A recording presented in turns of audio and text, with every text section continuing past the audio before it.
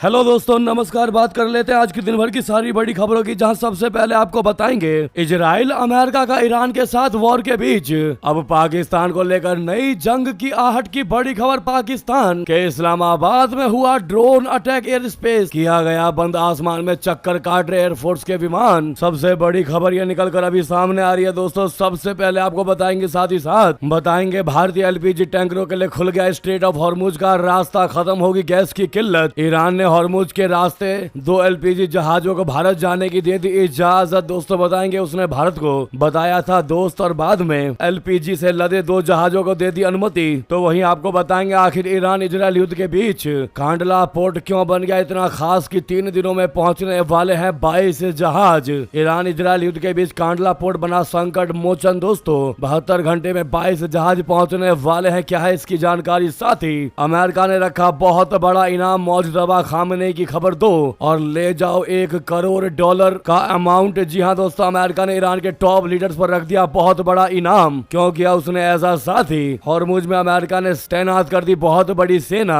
दोस्तों ईरान पर अब और तेज होने वाले हैं हमले, वो भी तब जब डोनाल्ड ट्रंप ने बता दिया कि व्लादिमीर पुतिन तेहरान की चुपचाप अंदर खाने मदद कर रहा है। तो वहीं आपको इस सवाल का भी जवाब देंगे जो लगातार कमेंट में पूछ रहे हैं या फिर सोशल मीडिया पर हर जगह हमसे पूछ रहे हैं कि क्या 20 से 25 दिनों बाद खत्म हो जाएगी भारत में रसोई गैस। इसका भी आपको जवाब देंगे, इसकी भी आपको सच्चाई बताएंगे। बस आप आराम से वीडियो के अंत तक बने रहिएगा। और खबरों में आगे बढ़ने से पहले अपने भारत देश की संप्रभुता, अखंडता का और इस युद्ध के समय में पुरजोर भारत का साथ का समर्थन करते हैं तो वीडियो को लाइक करके इस चैनल को सब्सक्राइब करके बेल आइकन दबा के कमेंट में जय हिंद अवश्य कहिएगा। अब बात करते हैं पहली सबसे बड़ी खबर की, जहां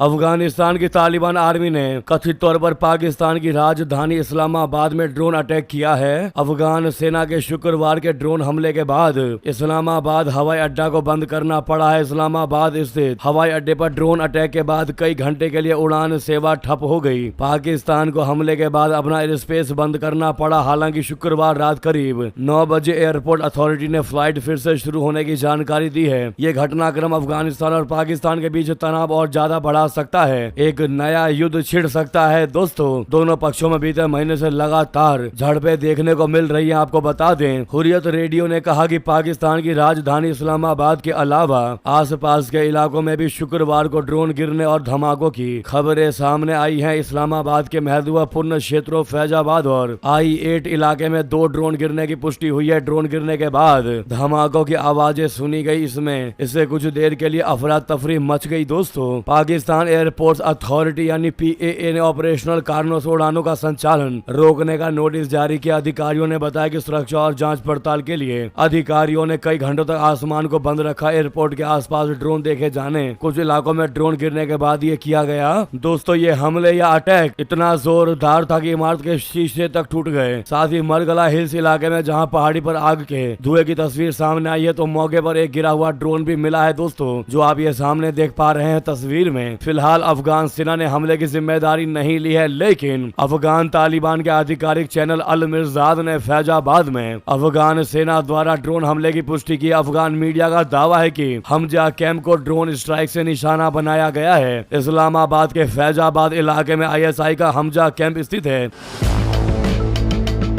आपको बता दें, इससे पहले खबर आई थी कि पाकिस्तान ने एक बार फिर गुरुवार देर रात अफगानिस्तान की राजधानी काबुल समेत कई शहरों पर एयर स्ट्राइक की थी। ऐसा हो सकता है कि उसी के जवाब में अब अफगानिस्तान ने पाकिस्तान पर अटैक किया हो दोस्तों। और दूसरा सबसे बड़ा कयास या दूसरी सबसे बड़ी अटकलें ये भी लगाई जा रही है कि कहीं ना कहीं अफगानिस्तान की मदद इजराइल कर रहा है अंदर खाने। इजराइल पूरा सपोर्ट दे रहा है अफगानिस्तान की तालिबान सरकार को कि वो पाकिस्तान पर लगातार हमले कायम रखे। ये भी सबसे बड़े सवाल खड़े होते दिखाई दे रहे हैं दोस्तों, क्योंकि इजराइल काफी समय से सोच रहा है पाकिस्तान की हालत खराब करने की। ऐसे में रियलिटी क्या है उसकी जानकारी अंदर खाने बाद सामने नहीं आ पाई है, लेकिन जो भी है पाकिस्तान पर बहुत बड़ा रातों रात अटैक हुआ है दोस्तों, जो हम आपको बता रहे हैं। इस मुद्दे पर आपकी क्या राय है, आपको क्या लगता है, जरूर अवश्य कमेंट करके बताइएगा। तो वहीं अब बात कर लेते हैं ईरान अमेरिका इजराइल वॉर की, जहाँ बहुत बड़ी खुशखबरी की खबर दोस्तों। स्ट्रेट ऑफ हॉर्मुज से भारत आएंगे LPG से भरे हुए हुए 2 टैंकर ईरान ने दे दी भारत को अनुमति। इंडिया को बताया था उसने अपना दोस्तों ईरान अमेरिका में जारी युद्ध के बीच भारत को शुक्रवार को बहुत बड़ी कूटनीतिक जीत मिली है। ईरान से लगातार संपर्क और बातचीत के बाद भारत के झंडे वाले 2 लिक्विफाइड पेट्रोलियम गैस यानी एलपीजी जहाजों को हॉर्मुज स्ट्रेट के रास्ते से गुजरने की इजाजत मिल गई है। न्यूज एजेंसी रॉयटर्स ने इस मामले में सीधी जानकारी रखने वाले 4 सूत्रों के हवाले से यह खबर दी है। इन जहाजों को रास्ता मिलने से देश में एलपीजी संकट को कुछ हद तक कम करने में मदद मिल सकती है। उल्लेखनीय है कि ईरानी राजदूत ने भारत को अपना दोस्त बताया था। न्यूज एजेंसी के 2 सूत्रों और लॉयड्स लिस्ट इंटेलिजेंस के डेटा के अनुसार एक कच्चे तेल का टैंकर शनिवार को भारत पहुंचने की उम्मीद है। यह टैंकर 1 मार्च के आसपास हॉर्मुज स्ट्रेट से गुजरते हुए सऊदी अरबिया का तेल लेकर आ रहा है।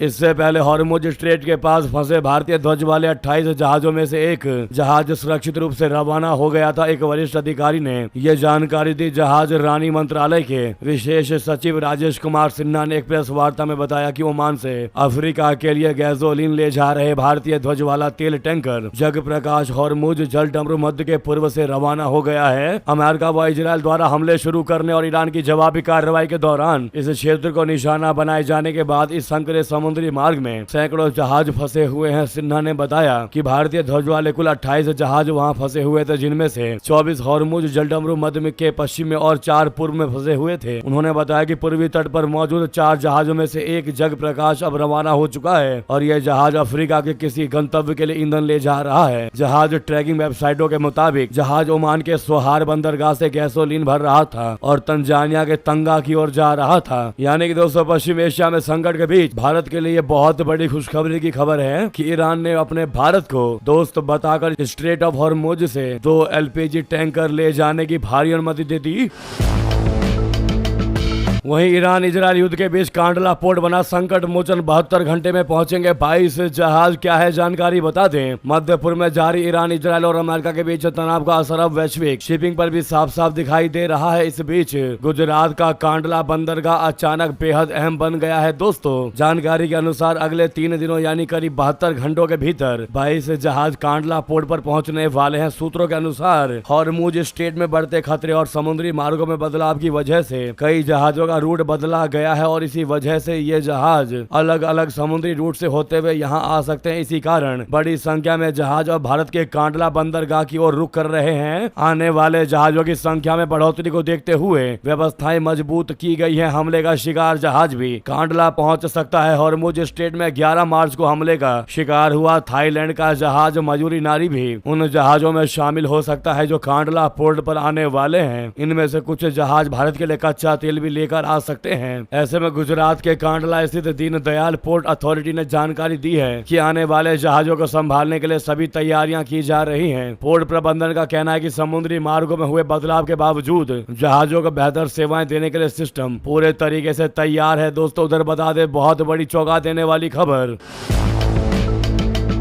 मौजतबा खामने की खबर 2 और ले जाओ $1 करोड़ का इनाम। जी हां, अमेरिका ने ईरान के टॉप लीडर्स पर रख दिया सबसे बड़ा इनाम। दोस्तों अमेरिका ने ईरान के सबसे बड़े सबसे रसूखदार नेताओं के खिलाफ अब तक का सबसे बड़ा दाव खेल दिया है। अमेरिकी विदेश विभाग ने मौजतबा खामने और अली लारी जानी समेत कई अधिकारियों की सूचना देने पर $1 करोड़ के इनाम की घोषणा कर दी है। यह पूरी कार्रवाई रिवॉर्ड्स फॉर जस्टिस कार्यक्रम के तहत की गई है। अमेरिका का मानना है कि ये लोग ईरान की सत्ता के केंद्र में है। मौजतबा खामेनी को ईरान के सुप्रीम लीडर का उत्तराधिकारी माना जाता है। अली लारी जानी भी ईरान की राजनीति का बहुत बड़ा चेहरा रहे हैं। अमेरिका ने साफ कहा है कि जो भी व्यक्ति इन नेताओं के बारे में ठोस जानकारी देगा उसे न सिर्फ भारी भरकम पैसा मिलेगा बल्कि उसे सुरक्षित स्थान पर भी शिफ्ट किया जाएगा। अमेरिकी इंटेलिजेंस का दावा है कि ये अधिकारी रिवॉल्यूशनरी गार्ड कॉप्स यानी IRGC के नेटवर्क को ऑपरेट करते हैं। ये ग्रुप पूरी दुनिया में अशांति फैलाने और आतंकी गतिविधियों को फंड करने के लिए बदनाम है। अमेरिका ने इस्माइल खतीब और अली असगर हेजाजी जैसे नामों को भी इस लिस्ट में शामिल कर लिया है। दोस्तों अमेरिका इन अधिकारियों के फाइनेंशियल नेटवर्क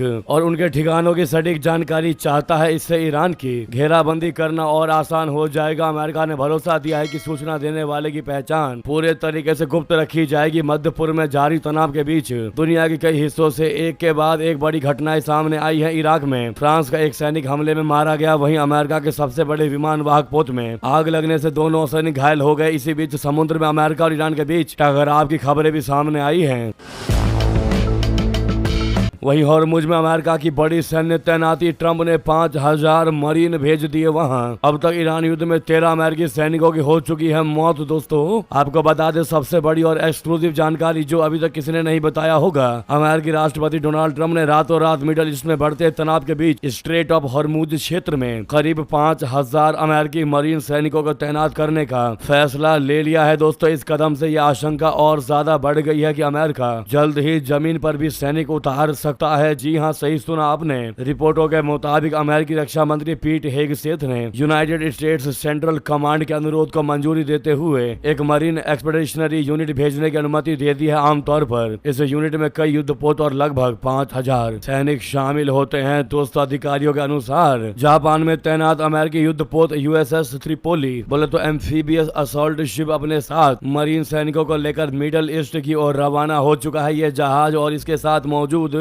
सैनिक पहले से क्षेत्र में मौजूद अमेरिकी मरीन बलों के साथ जुड़ेंगे। इस तैनाती का मकसद हॉर्मुज, जलडमरू, मध्य और आसपास के समुद्री मार्गों पर बढ़ते तनाव के बीच अमेरिकी सैन्य मौजूदगी को मजबूत करना बताया जा रहा है। दोस्तों इस बीच ईरान के साथ जारी युद्ध में अमेरिकी सेना को भी भारी नुकसान हुआ है। शुक्रवार तक इस संघर्ष में 13 अमेरिकी सैनिकों की मौत हो चुकी है। तो वहीं आपको बता दें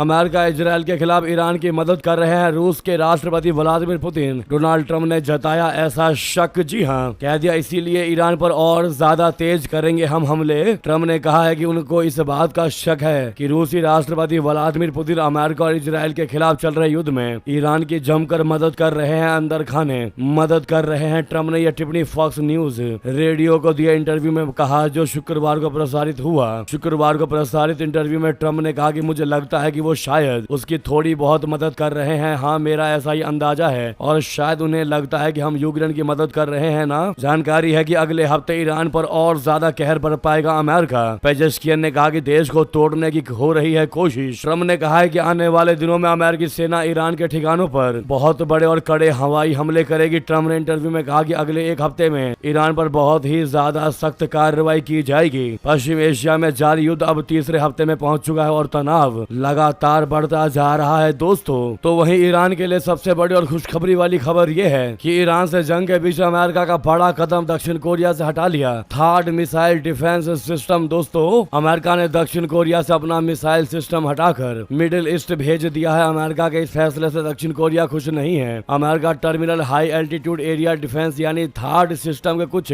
हिस्सों और दूसरे सैन्य गतिविधियों से जुड़े सामान दक्षिण कोरिया से हटा रहा है। यह सिस्टम दक्षिण कोरिया को परमाणु हथियार से संपन्न उत्तर कोरिया से सुरक्षा देने में अधिक मदद करते हैं। इनके अलावा अमेरिका की बड़ी संख्या में सैनिकों की मौजूदगी 28,500 और जमीन से हवा में मार करने वाले डिफेंस सिस्टम शामिल है। दोस्तों दक्षिण कोरिया का सियोंगजू गांव है जहां अमेरिका का थर्ड मिसाइल डिफेंस सिस्टम तैनात है। यह उत्तर कोरिया और दक्षिण कोरिया के बीच युद्ध की स्थिति का अहम ठिकाना है। इसे एक तरह से ईरान की बहुत बड़ी जीत बताई जा रही है। ईरान की कूटनीतिक जीत बताई जा रही है क्योंकि इससे अब दक्षिण कोरिया पर उत्तर कोरिया को हमला करने का एक बहुत बड़ा मौका मिल जाएगा। जी हां दोस्तों, साथ ही साथ आपको बता दें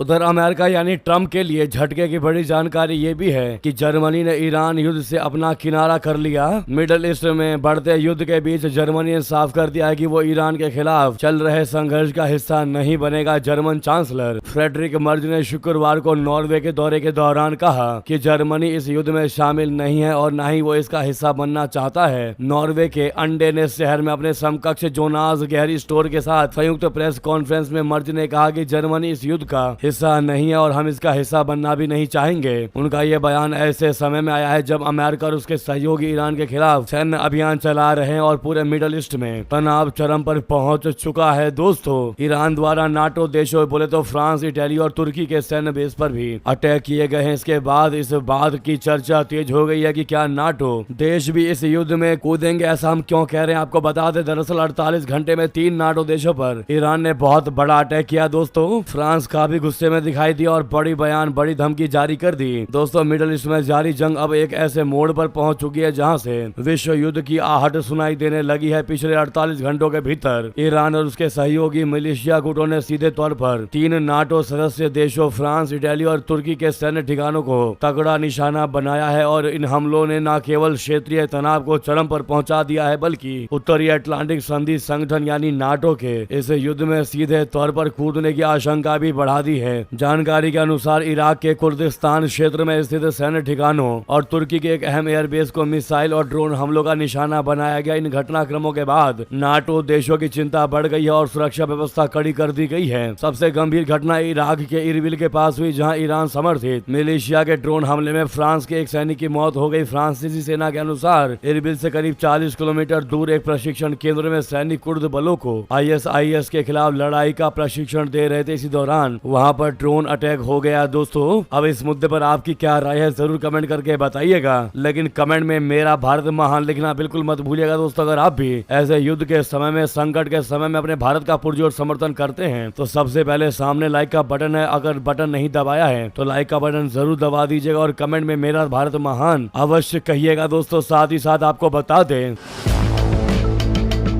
वहीं ट्रंप पर दहाड़े पूर्व NSA जॉन बोल्टन कहा हमको माफी मांगनी चाहिए। मिडिल ईस्ट में मचे कोहराम के बीच अमेरिका के पूर्व राष्ट्रीय सुरक्षा सलाहकार NSA जॉन बोल्टन ने अपनी ही सरकार के खिलाफ मोर्चा खोल दिया है। फर्स्ट पोस्ट को दिए एक इंटरव्यू में बोल्टन ने राष्ट्रपति ट्रंप की युद्ध नीति पर गंभीर से गंभीर सवाल खड़े कर दिए। बोल्टन ने साफ साफ कहा कि ट्रंप अमेरिका जनता और कांग्रेस को यह समझाने में बुरी तरीके से फेल रही है कि आखिर ये जंग क्यों लड़ी जा रही है। उन्होंने चेतावनी दी कि बिना किसी साफ लक्ष्य के लड़ा जा रहा ये युद्ध वियतनाम या अफगानिस्तान की तरह सालों साल खींच सकता है। जॉन बोल्टन खुद ईरान में सत्ता परिवर्तन के सबसे बड़े समर्थक रहे हैं, लेकिन ट्रंप के तरीके से वो बेहद ज्यादा नाराज है, बेहद ही खफा हैं। बोल्टन ने कहा कि अगर आपको खुद ही नहीं पता कि आपका लक्ष्य क्या है तो आप दुनिया को क्या समझा पाएंगे। उन्होंने आरोप लगाया कि ट्रंप प्रशासन ने बिना किसी तैयारी के ये जंग छेड़ दिया। बोल्टन के मुताबिक ट्रंप कभी कुछ कहते हैं तो कभी कुछ, और उनकी यही अनिश्चितता अमेरिका के लिए बहुत बड़ा खतरा बना हुआ है। दोस्तों बोल्टन का कहना है कि आपको पहले टारगेट सेट करना होगा कि यही टारगेट है और जब टारगेट सेट हो जाएगा उसके बाद टारगेट को नस्तनाबूद करने के बाद हमें पता चल जाएगा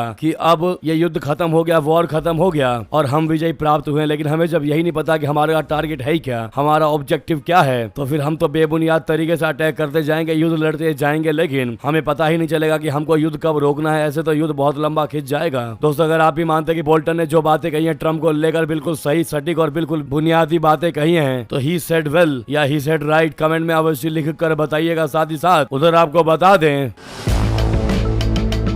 प्रधानमंत्री नरेंद्र मोदी जी को ईरान पर हमले की करनी चाहिए थी निंदा। जी हां, ओवैसी का बड़ा बयान। दोस्तों AIMIM के अध्यक्ष असदुद्दीन ओवैसी ने एक बार फिर प्रधानमंत्री नरेंद्र मोदी जी पर निशाना साधा है। AIMIM अध्यक्ष ने शुक्रवार को इजराइल फलस्तीन मुद्दे पर भारत की तटस्थ नीति का पालन न करने का आरोप लगाते हुए कहा कि प्रधानमंत्री नरेंद्र मोदी जी को अमेरिका और इजराइल द्वारा ईरान पर किए गए हमले की कड़ी से कड़ी निंदा करनी चाहिए। AIMIM सांसद ने ऐतिहासिक मक्का मस्जिद में एक सभा को संबोधित करते हुए प्रधानमंत्री नरेंद्र मोदी जी पर कटाक्ष किया और कहा कि बृहस्पतिवार को उन्हें अचानक अपनी 56 इंच की छाती याद आ गई तथा गैस और पेट्रोल के मुद्दे पर उन्होंने ईरानी राष्ट्रपति मसूद पेजेश्कियन से फोन पर बात की। उन्होंने कहा कि ईरान के दिवंगत सर्वोच्च नेता अली खामेनी शिया समुदाय के नेता थे। भारत ऐसा क्यों कर रहा है? मोदी ईरान पर हुए हमले की निंदा करनी चाहिए। आपको दोहा, दुबई, बहरीन और कुवैत में हुई घटनाओं की निंदा करनी चाहिए। आप ट्रंप और नेतन्याहू के साथ क्यों बैठ रहे हो? क्या यही हमारी विदेश नीति है? हम पिछले 80 वर्षों से तटस्थ रहे हैं। हमारा भारत देश फलस्तीनियों के समर्थन में खड़ा रहा है। यानी कि दोस्तों ओवैसी अब PM मोदी जी को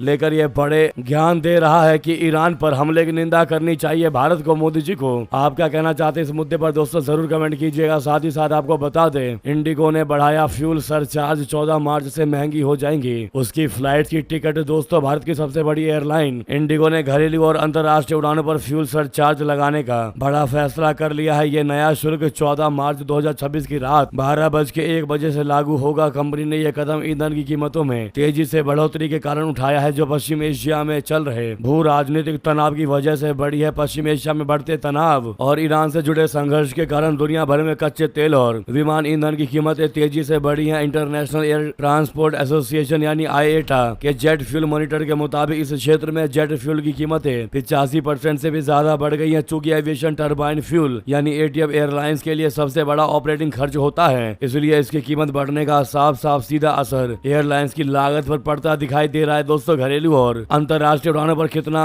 चार्ज लगने वाला है दोस्तों, सामने आप देख पा रहे हैं। इस पर आपकी राय तो बनती है दोस्तों, जरूर भारी मात्रा में कमेंट करके बताइएगा। काफी सीरियस मुद्दा है तो कमेंट देना बिल्कुल मत भूलिएगा। साथ ही साथ आपको बता दें,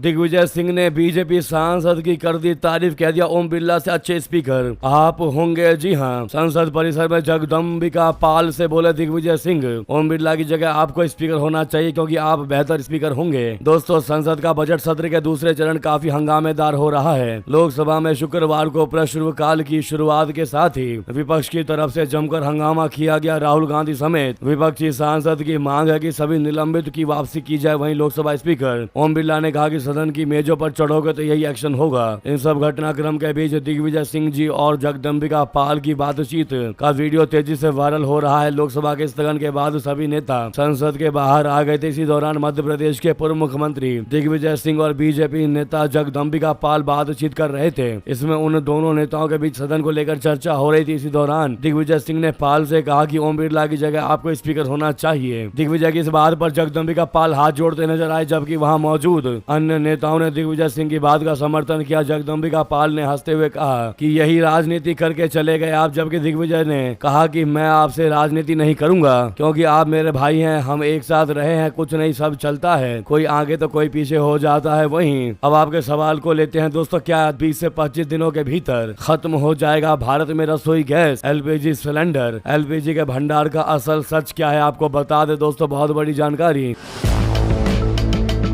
भारत सरकार के पेट्रोलियम मंत्री हरदीप सिंह पुरी ने भले ही संसद में यह दावा किया हो कि भारत के पास पर्याप्त मात्रा में तेल और गैस का भंडार है, लेकिन इसकी हकीकत देश के हर गांव और हर शहर में कुछ और ही नजर आने लगी है, जहां तेल तो नहीं पर गैस के लिए लंबी लंबी लाइन लग रही है। ऐसे में इस बात को समझना बहुत जरूरी हो जाता है कि क्या सच में भारत के पास गैस का पर्याप्त भंडार है या फिर ये बयानबाजी महज दिल को खुश करने के लिए की जा रही है। तो सच बात यह है कि भारत के पास स्टोरेज के तौर पर मुश्किल से 22 से 25 दिनों का ही गैस स्टोरेज है और भारत की क्षमता भी बस इतनी ही है कि वो 22 से 25 दिनों का ही स्टोरेज कर पाता है। अगर खपत के हिसाब से देखें तो भारत साल में करीब 34 मिलियन टन एलपीजी की खपत करता है। इस हिसाब से महीने की खपत करीब 2.83 मिलियन टन एलपीजी। अब भारत अपनी आवश्यकता का 60% एलपीजी बाहर से खरीदता है और 40% खुद भारत में बना लेता है। Petroleum planning and analysis cell यानी कि पीपीएसी का जनवरी का आंकड़ा कहता है कि जनवरी 2026 में भारत में एलपीजी का कुल उत्पादन 1.158 मिलियन टन था, जबकि जनवरी 2026 में ही भारत ने 2.192 मिलियन टन एलपीजी का आयात किया था। अब जो आयात है उसका 90% हिस्सा तो पूरी तरीके से रुक गया है क्योंकि भारत के आयात का 90% हिस्सा खाड़ी देशों से आता है। ब्लूमबर्ग की रिपोर्ट कहती है कि भारत अपने कुल आयात का करीब 34% हिस्सा कतर से खरीदता है और 26% हिस्सा यूएई से। बाकी सऊदी अरबिया और कुवैत भी भारत को एलपीजी की सप्लाई करते हैं, लेकिन इन सभी देशों से भारत को जो गैस आती है वो हॉर्मुज स्ट्रेट से आती है और ये रास्ता तो फिलहाल बंद है, लिहाजा भारत में गैस नहीं आ रही है दोस्तों। तो भारत में अभी जो सप्लाई है वो भारत की ही स्टोरेज से हो रही है और भारत में स्टोरेज कितना है उसे समझ लेंगे तो भारत में गैस की किल्लत की कहानी आसानी से आपको समझ में आ जाएगी। हालांकि भारत के पास दोस्तों फिलहाल 20 से 25 दिनों का स्टोरेज है गैस सिलेंडर को लेकर, रसोई गैस को लेकर, लेकिन जिस प्रकार से लोगों में विपक्षी पार्टियों ने हाइप मचा दिया है दोस्तों, विपक्षी पार्टियों ने पैनिक क्रिएट करने का प्रयास किया है, जिसकी वजह से लोग लगातार अब ना चाहते हुए भी गैस को खरीदने का प्रयास कर रहे हैं, सिलेंडर को लेने का प्रयास कर रहे हैं और यही वजह है कि लगातार लंबी लंबी लाइनें देखने को मिल रही है। जबकि अगर पैनिक होकर के लिए लाइनें नहीं लगती तो शायद हर किसी को आसानी से गैस सिलेंडर मिल जाता और जो जमाखोरी का प्रयास करें उसको लेकर मोदी सरकार ने बड़े एक्शन की भी बड़ी मांग कर दी है। बहरहाल लगे हाथों वीडियो को लाइक करके, चैनल को सब्सक्राइब करके, बेल आइकन दबा के कमेंट में जय हिंद अवश्य कहिएगा दोस्तों। बिल्कुल भी आपको पैनिक होने की आवश्यकता नहीं है और जाते जाते वीडियो को जहां पर भी आपका ग्रुप हो वहां शेयर अवश्य कर दीजिएगा, चाहे व्हाट्सएप, फेसबुक, एक्स पर जरूर शेयर करिएगा। मिलते अगली बड़ी खबर में। बहुत बहुत धन्यवाद, बहुत बहुत आभार। जय हिंद, जय भारत, जय श्री राम।